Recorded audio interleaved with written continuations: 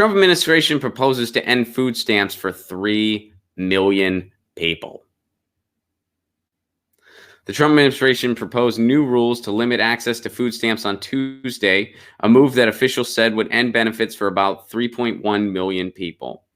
And what they're doing to accomplish this, they're closing a loophole that allows states to automatically enroll residents already receiving other welfare benefits.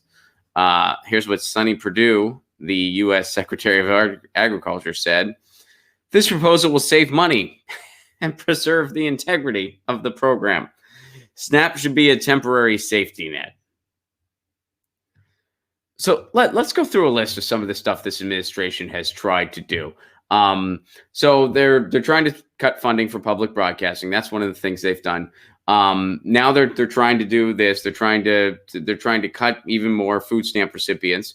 They tried to unroll that thing where if you are a graduate student, your tuition remission is taxed as income, which would have made grad students pay an exorbitant amount more in taxes. Probably they would have to pay almost more in taxes than what they're making. Because what it would do is when you're a graduate student, a lot of times you get an assistantship package. What that includes tuition remission, and then it gives you a living stipend, which is usually exactly that. It's just enough money for you to survive on. And that's what you get each month. That's what I got when I was in grad school. What the Trump administration tried to do is they tried to tax that tuition remission as income. So just pulling some figures out here for the sake of math. If you were given a living stipend of $1,000 a month, for instance, you're at the Andrew Yang Academy, you're getting $1,000 a month.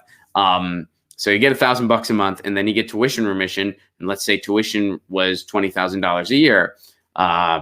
You're now taxed at, well, you would probably get that $1,000 a month for 9 months. So you're probably getting $9,000 a year, right? For the sake of example.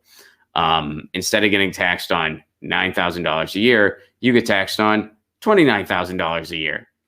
So it's as if your income, you get the idea. They tried to do that. They try to do all these nickel and diming things to screw over poor people even harder. Meanwhile, here's a friendly reminder. That tax break he gave to the 1%, that tax break costs more money than it would cost to forgive all student loan debt.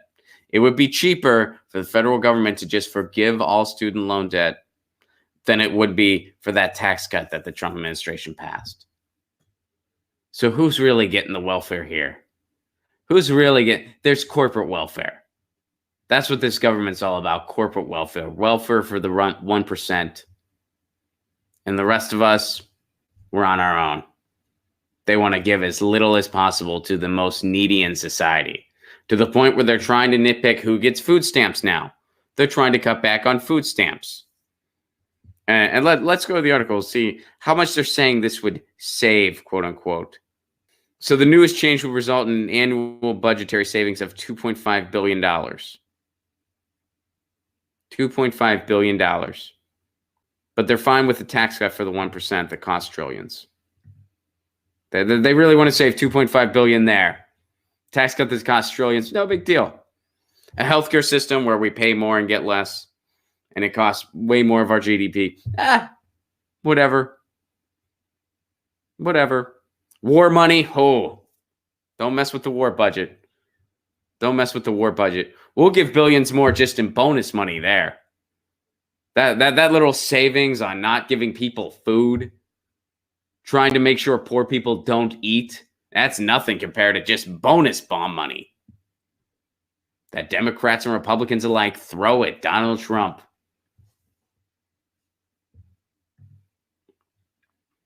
So there we go. That's a government working for the people, huh? Sure is. Get your news on with Ron. Don't you want to know what's going on? We're getting our news on today. Get your news on with Ron. Don't you want to know what's going on? We're getting our news on today.